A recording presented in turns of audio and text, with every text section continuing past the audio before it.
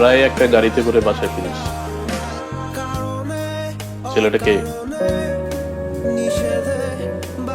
আমি চিনি। ড্রাইভার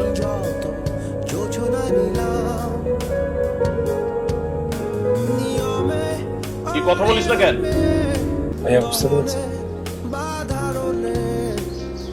আমি নার্ভাস হয়ে বুঝি আমি মনে কি জন্য বলছি নিশ্চিত বুঝে ফেলছি।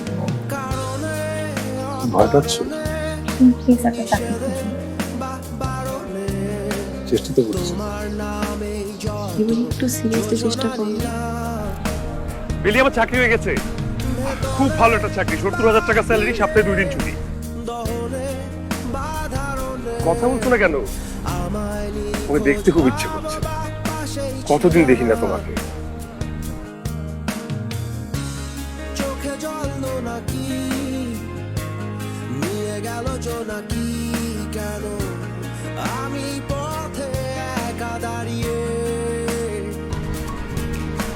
আমি তোমাকে হারাতে চাই।